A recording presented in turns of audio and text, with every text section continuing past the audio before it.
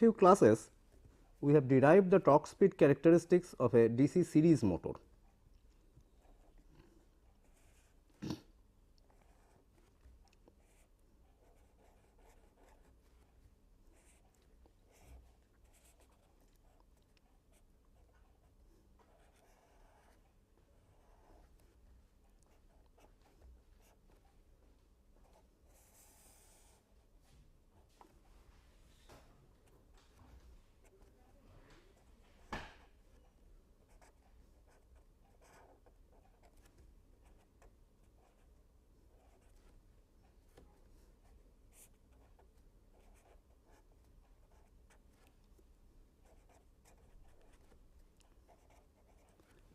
We can write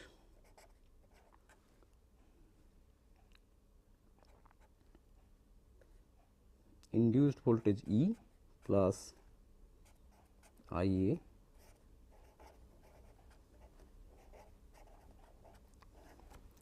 if we assume that the machine is unsaturated, then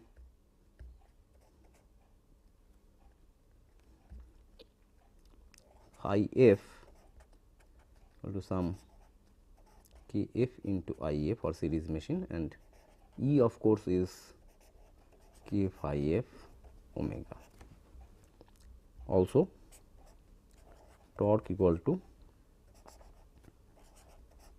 phi f I A. From this we derive that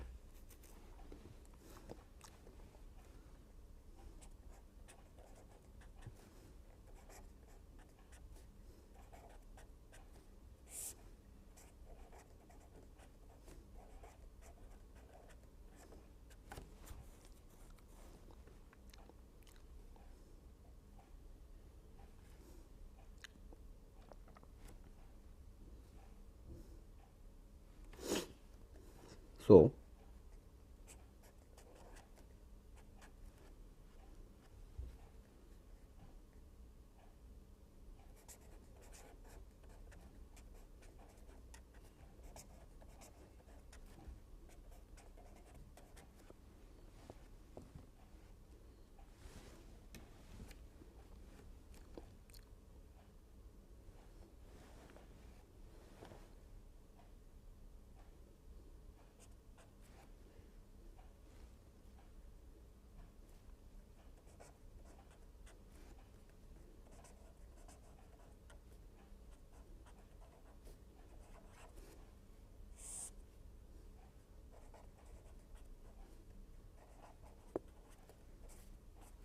from here we get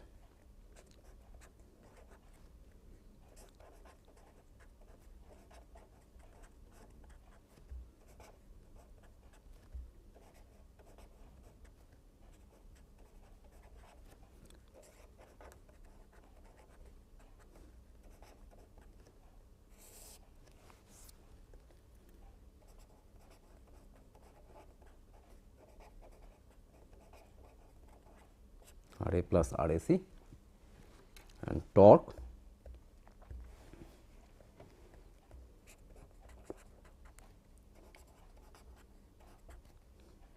I A square.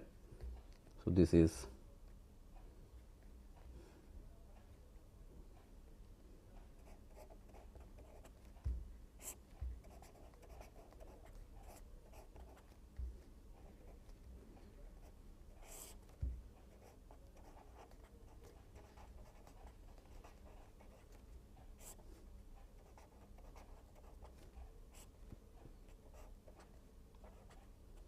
or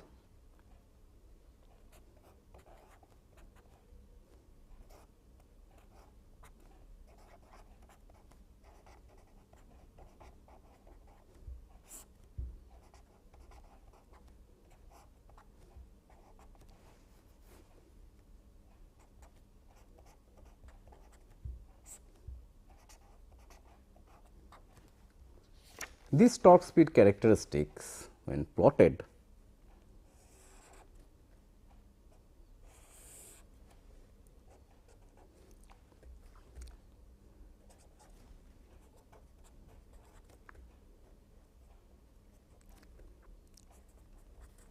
look somewhat like this. We have also seen that these torque speed characteristics can be manipulated by, let us say, changing R A plus R A C by incorporating additional resistance in the armature circuit. So, with added resistance, this point which is minus R A plus R A C plus R external by K K F goes down, and with increasing R external we can obtain characteristics like this.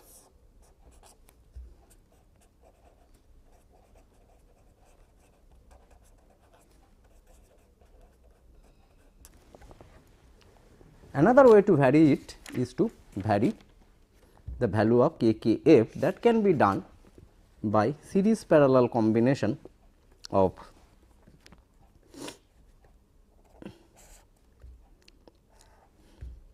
field coils. For example, if you have all field coils may be in series,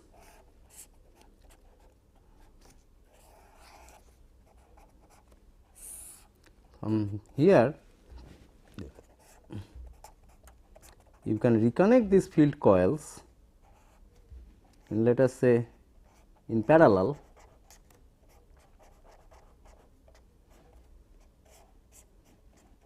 This way also we can change the torque speed characteristics of the. This has the effect of reducing the field flux. If this was phi f and this was phi f dash, then phi f dash will be less than phi f, and the torque speed characteristics will shift upwards. Let us see by a few examples how this is done. Consider a 240 volt DC series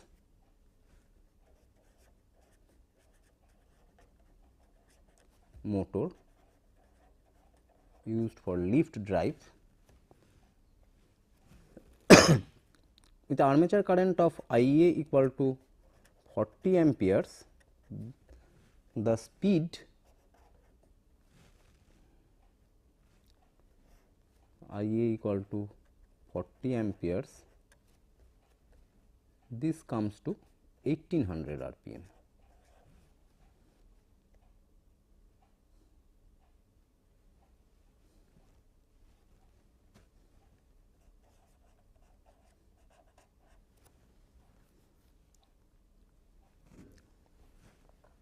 It is given that the sum of the armature resistance and series field resistance is 0.2 ohm,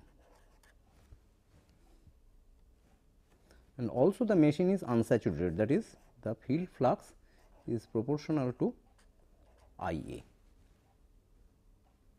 Now, let us try to find out how much R external is necessary if at a load current armature current I A equal to 10 ampere we want N to be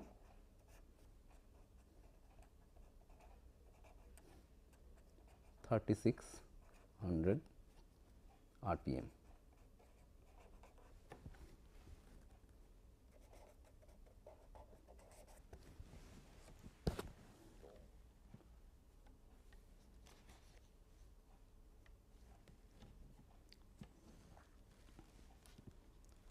So, for this let us first try to find out what is E when I A equal to 40 ampere and N equal to 1800 rpm. This can be solved from V T minus I A R A plus R A C, because we have been told that without any external resistance when I A equal to 40 ampere, N equal to 1800 rpm. This comes to 240 minus 40 into 0.2 is equal to 232 volts.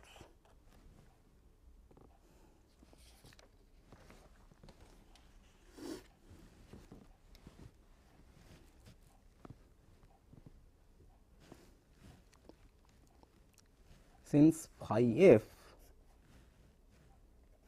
is proportional to I A, we know phi f at I A equal to 10 ampere equal to 0.25 times phi f at I A equal to 40 amperes. Also, the ratio of E at I A equal to 10 ampere, N equal to 3600 RPM divided by E at I A equal to 40 ampere, N equal to 1800 RPM equal to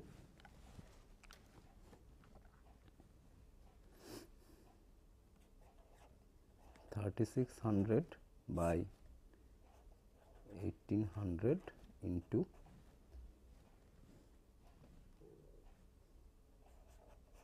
phi f at I A equal to 10 amperes divided by phi f at I A equal to 40 amperes.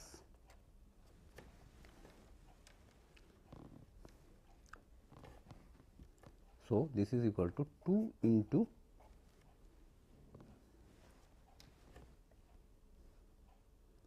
0.25 equal to 0.5, and we know this quantity to be 232. So, E at I A equal to 10 amperes, N equal to 3600 equal to 232 into 0.5. This comes to 116 volts. Therefore, V T minus E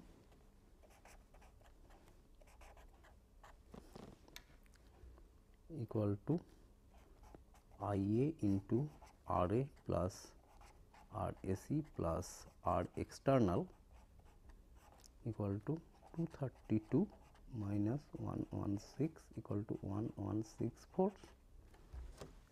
I A equal to 10 amperes, from which we get R external equal to 11.6 minus 0.2 equal to 11.4 ohm.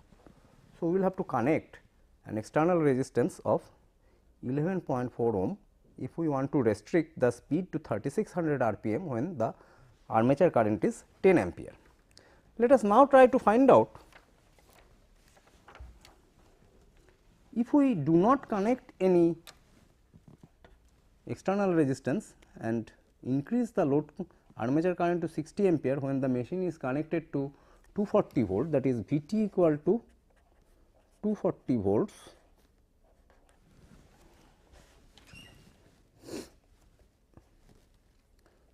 R external equal to 0 and the loading is such that the armature current is 60 ampere.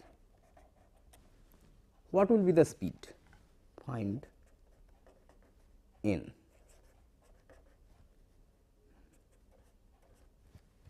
It is also given that phi f at I A equal to 60 ampere equal to 1.18 times phi f at I A equal to 40 ampere. So, for that let us first find out what will be the induced voltage E.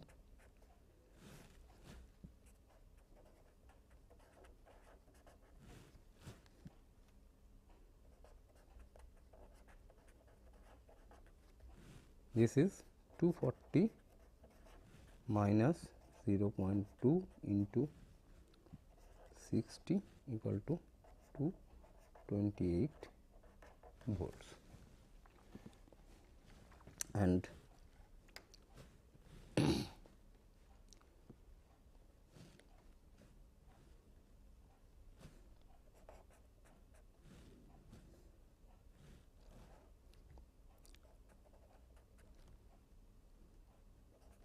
ampere and n equal to 1800 rpm divided by E at IA equal to 60 ampere and n, this is phi f at IA equal to 40 ampere divided by phi f at IA equal to 60 ampere into 1800 by n.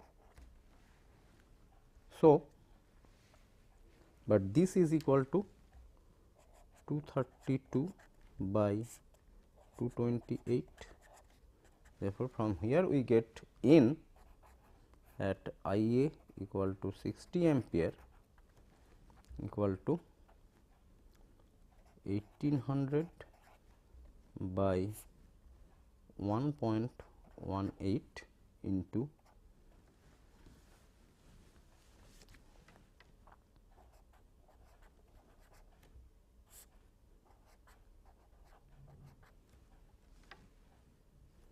1500 rpm.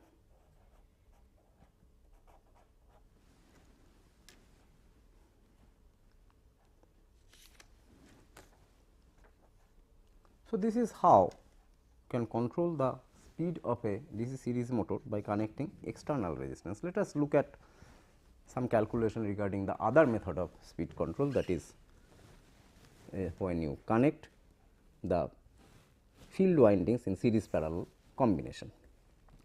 So, let us take a 4 pole DC series motor. It had 4 series connected field winding.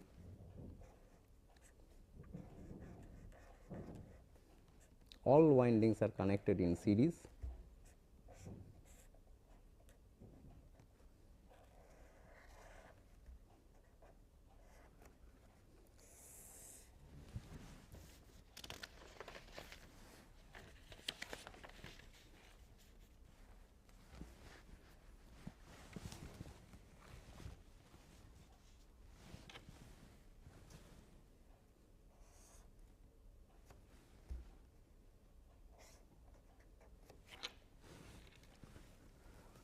So, the rated terminal voltage is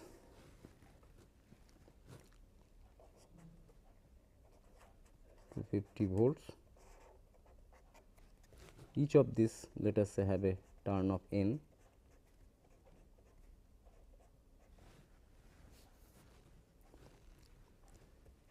With IA equal to 20 ampere, the speed n is 600 rpm.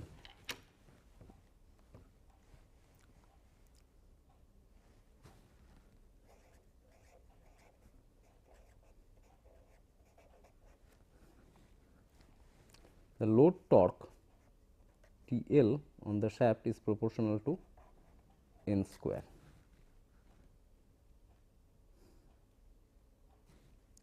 Assume that the losses, all losses are negligible,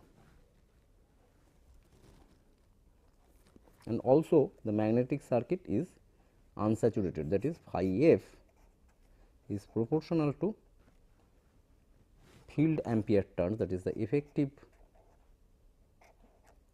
series number of turns and the current through the series coil. In this particular case, NAC equal to 4 n and IAC equal to IA. However, does not always have to be the case.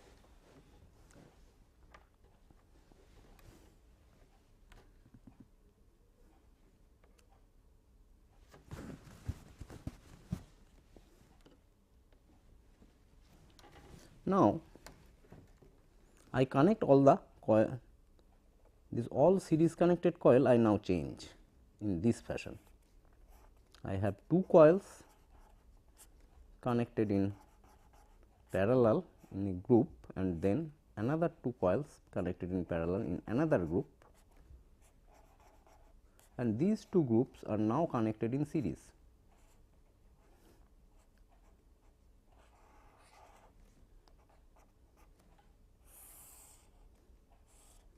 With the same load torque.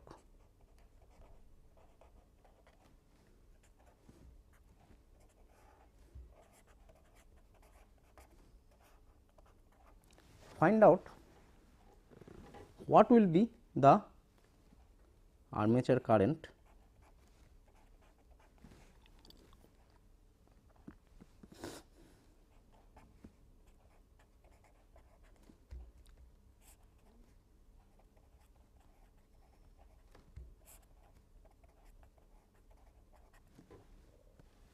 and the speed in this case. Here I A 1 is 20 ampere, N 1 equal to, let us say this is connection 1, I A 1 is 20 ampere, N 1 equal to 600 rpm, and let us say now the speed is N 2. So, we are supposed to find out what will be I A 2 and what will be N 2. Obviously, in this case, assuming that the coils are identical, the current through each of the coil is only half the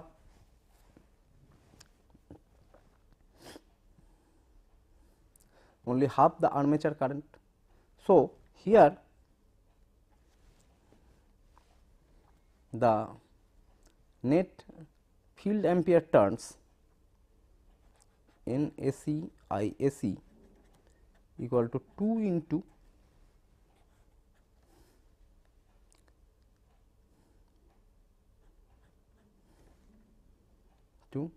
I A 2 by 2 plus N into I A 2 by 2.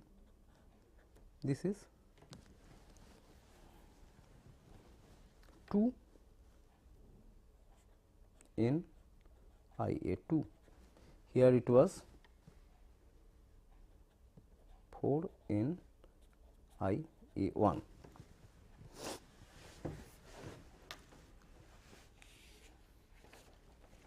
Therefore, the ratio of field fluxes, since phi f is proportional to N AC I AC, phi f 1 by phi f 2, this should be equal to 4 N I A 1 divided by 2 N I A 2. This is equal to 2 times I A 1 by I A 2. Also, the electromagnetic torque is proportional to phi f I A. Therefore, the torque in the first case T E 1 divided by T E 2 will be equal to phi f 1 by phi f 2 into I A 1 by I A 2. Therefore, T E 1 by T E 2 equal to 2 times I A 1 by I A 2.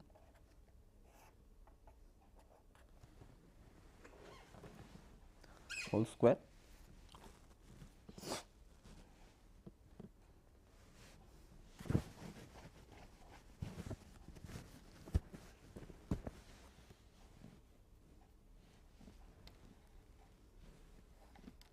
But in steady state T E equal to T L, which is proportional to N square. Therefore,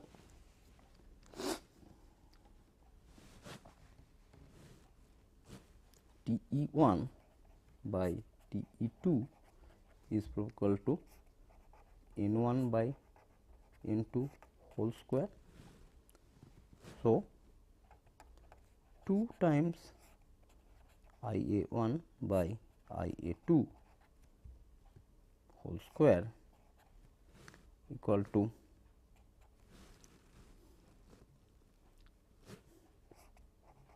N1 by N2 whole square, or IA1 by IA2 equal to 1 by root 2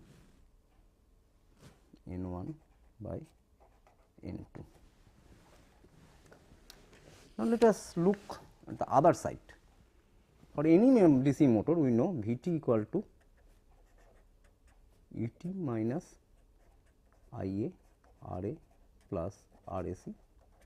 Now, in this case all losses are negligible. So, Ra plus Rac is approximately 0. So, Vt equal to E equal to k phi omega. Since Vt remains constant, we can say phi f omega equal to constant, or phi f is proportional to 1 by RPM. So, we have phi f1 by phi f2 equal to, which we have already found out to be 2 times IA1 by IA2. This is also equal to N2 by N1.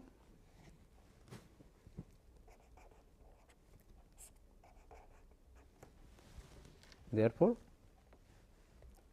we have another relationship, IA1 by IA2 equal to half N2 by N1, and we have also seen this is equal to 1 by root 2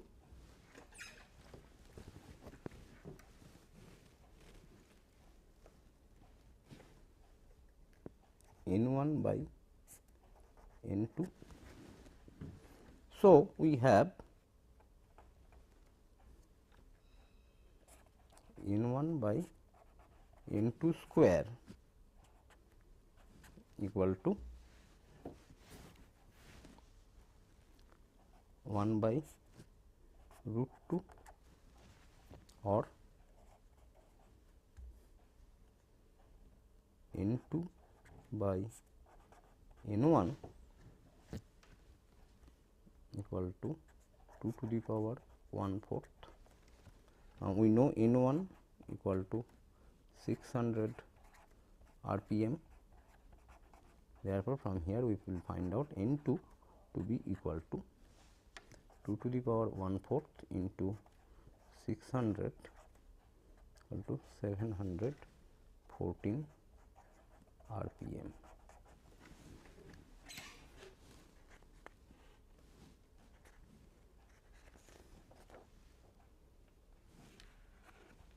How about IA1 and IA2? We know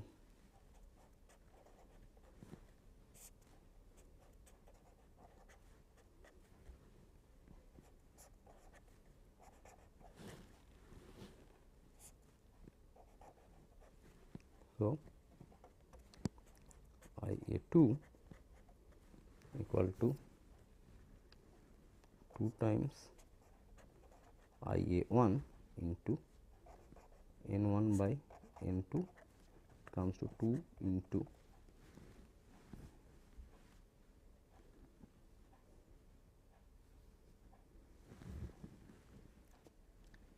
IA1 is 20 amperes into 600 by 714. This comes to 33.6 amperes. We see that with a given load characteristics, by connecting the configurations, changing the configurations of the field winding, we can change the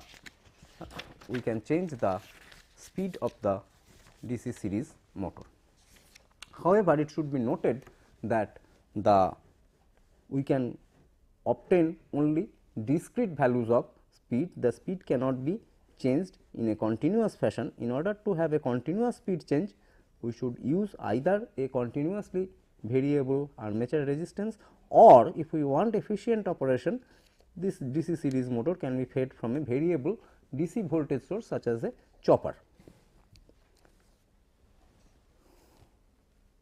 Like DC shunt motors, it is also necessary to find out experimentally the losses and efficiency of DC series motors.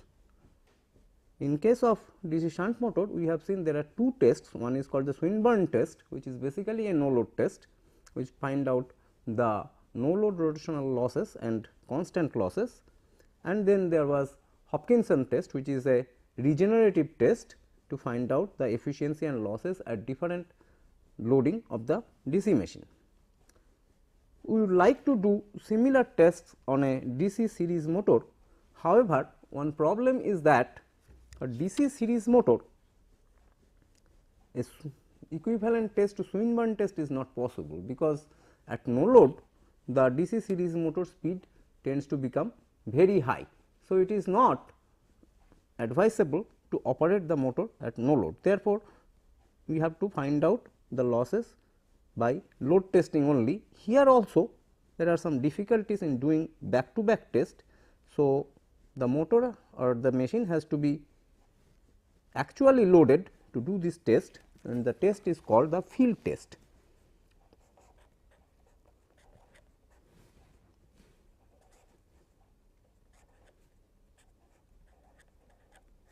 Fields test.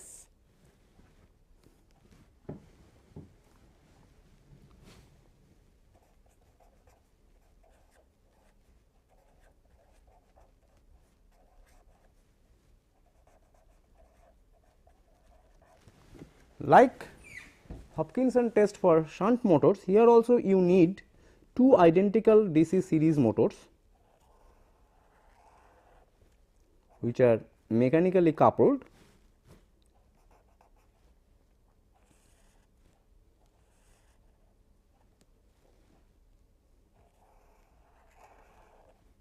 One of them act as a motor, another act as a generator, but the difference is the generator does not feed the motor, there is no back to back connection. Rather, the generator feeds a external load, variable load.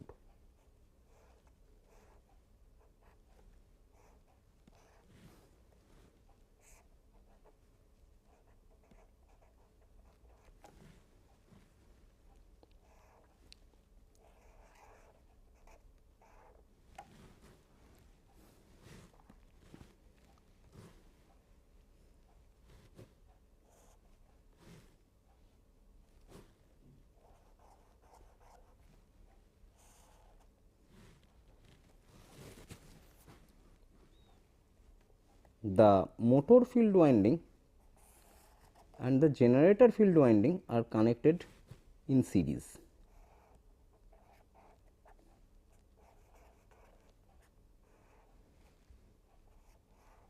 And both in series with the motor armature.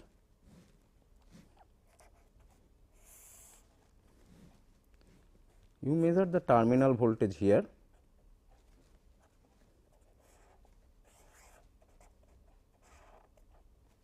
and also the voltage across the motor terminal, as well as the armature current of the motor, the armature current of the generator, and the load voltage. So, the set, these are two identical DC series motor, and since their field windings are connected in series, the iron loss and the no load rotational loss of both the motors are assumed to be same. The readings that we take are Vt equal to supply voltage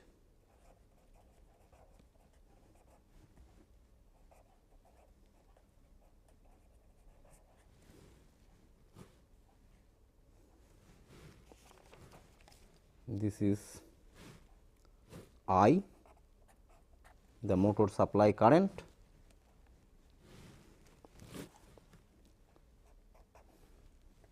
this is I1, the generator output current, and this is V1, the load voltage.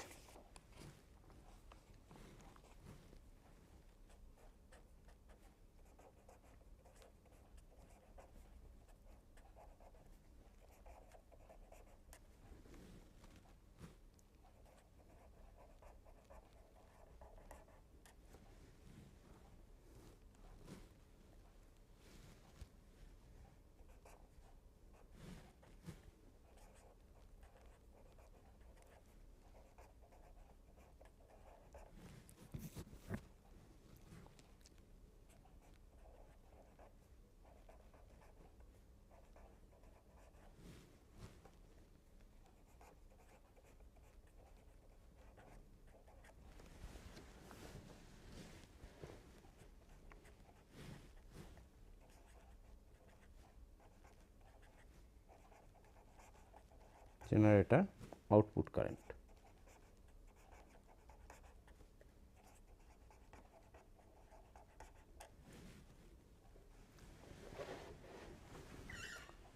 Now, the power input to the set equal to V T I, and power output of the generator equal to V 1 I 1. So, total loss equal to W is V T I minus V 1 I 1. I square R loss is given by I square into motor armature resistance plus motor series field resistance plus generator series field resistance plus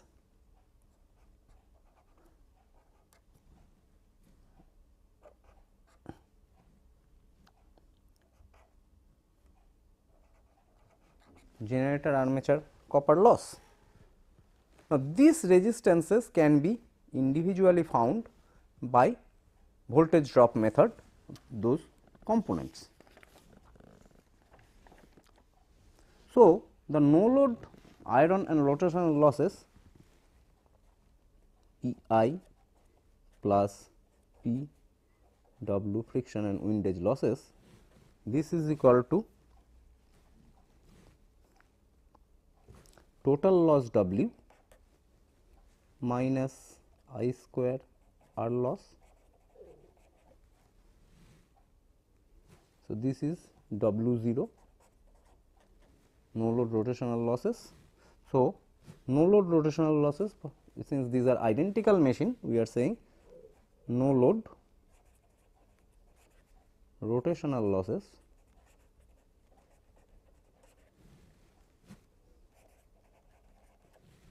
of each machine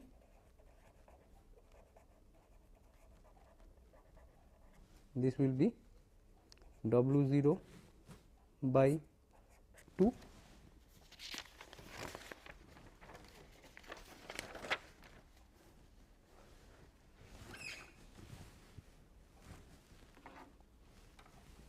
Motor input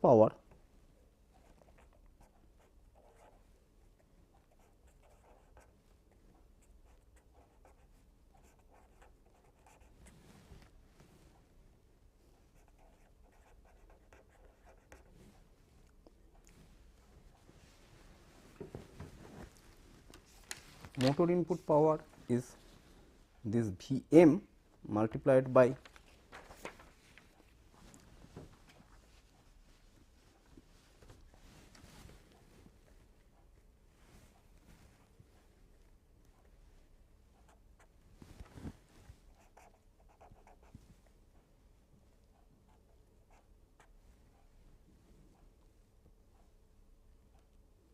Vmi.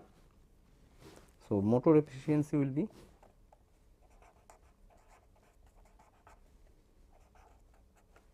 Vmi plus of course I square RSM.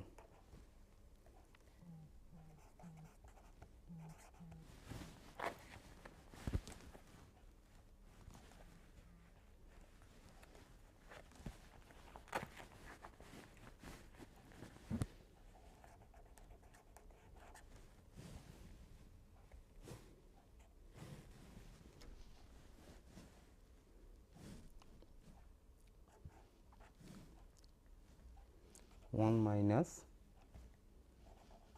W0 by 2 plus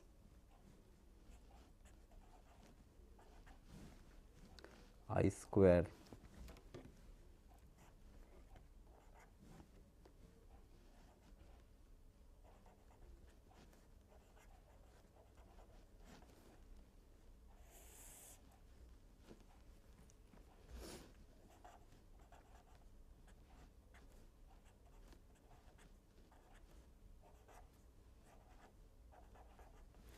this can also be written as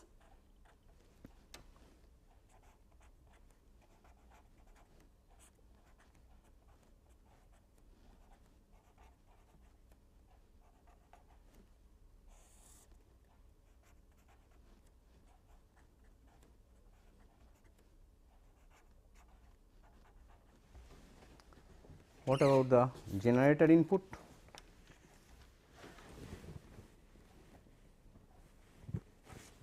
This if we can say new motor, the generator input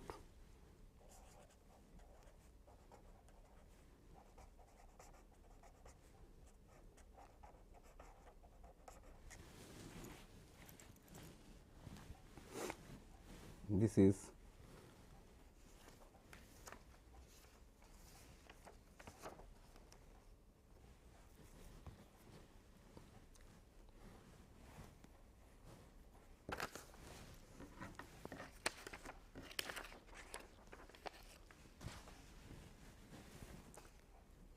equal to V1 I1 plus this is the output of the generator W0 by 2, this is the no load rotational losses plus I square R SG, this is the series field loss of the generator plus RAG, this is the armature copper loss of the generator. So, generator efficiency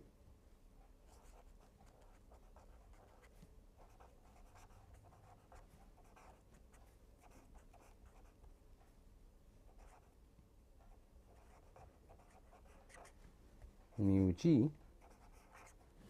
equal to 1 minus losses in the generator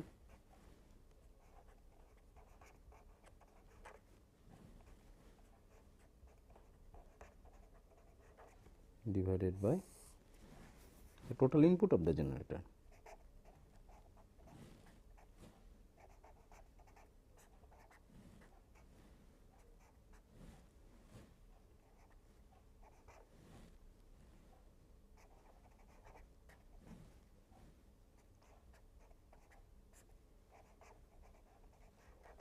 So, this is how we can find out the losses and efficiency of the individual machines from field test. Let us look at an example to see how exactly this is done.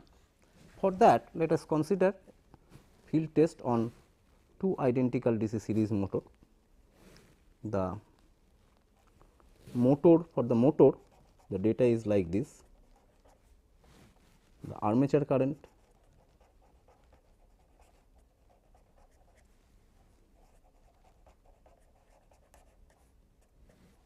into 60 ampere, armature voltage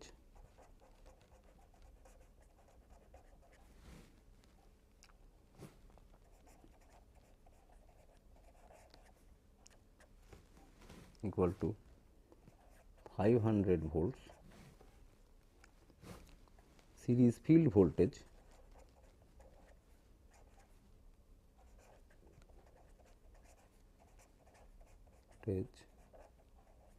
at I A equal to 60 ampere, this comes to 40 volts.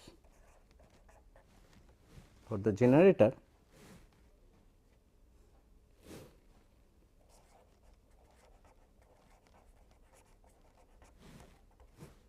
terminal voltage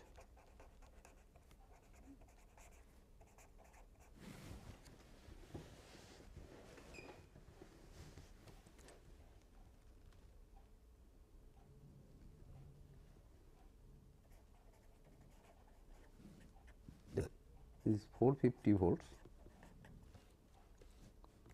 output current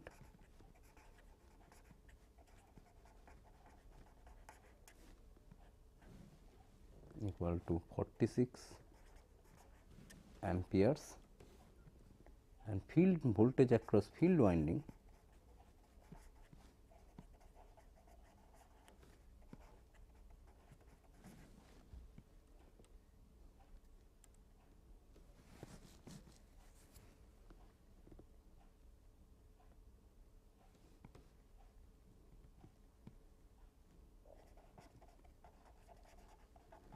again at I A equal to 60 amperes,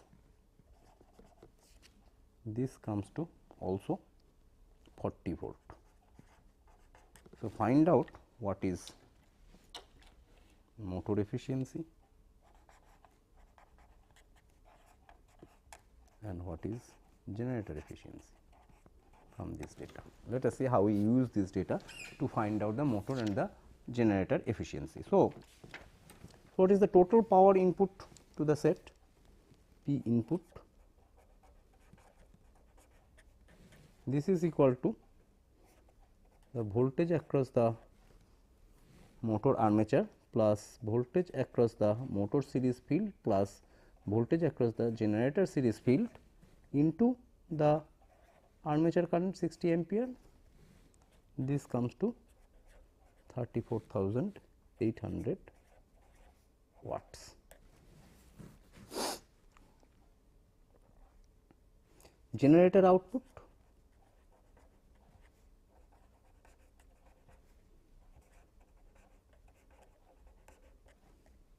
E out,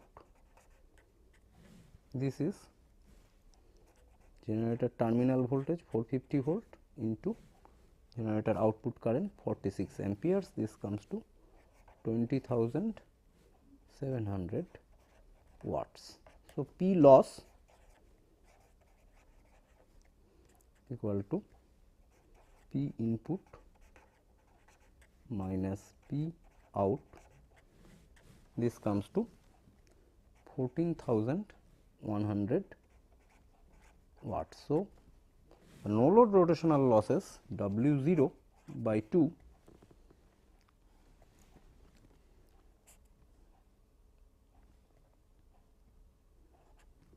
equal to no load rotational losses is P loss by 2 .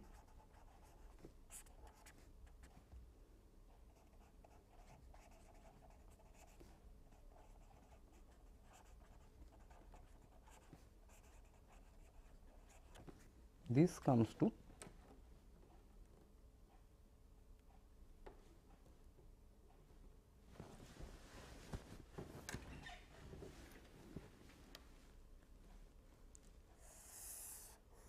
of course, from here we will have to first subtract the ohmic losses. This is the total loss, I square R loss will come to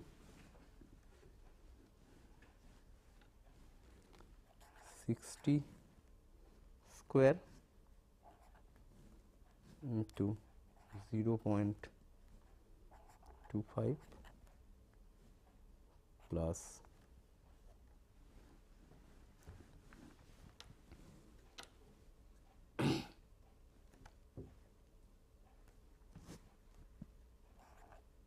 60 into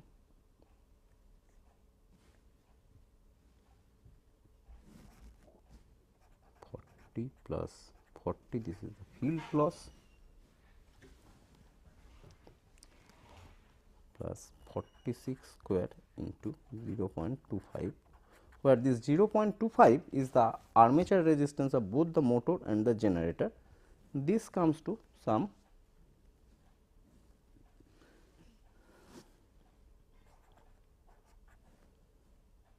30 watt.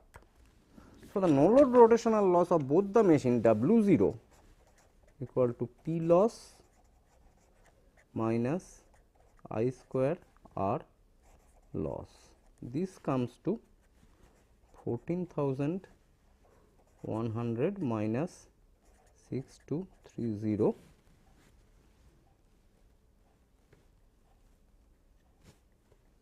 watts. So, W0 by 2, which is no load rotational loss,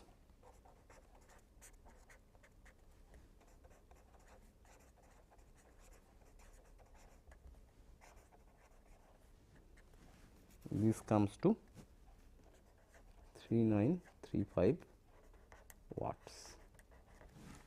Motor power input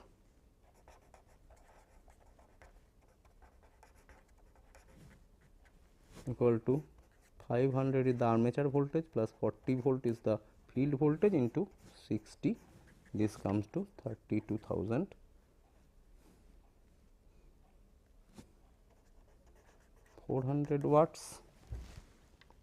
Motor loss equal to armature circuit loss plus field circuit loss, ohmic loss plus no load rotational losses, this comes to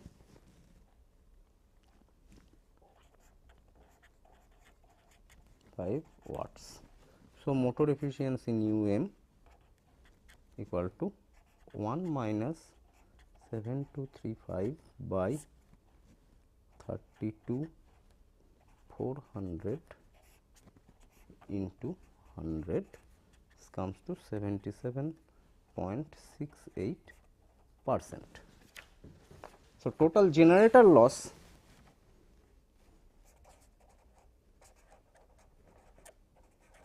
this is again 46 square into 0.25 plus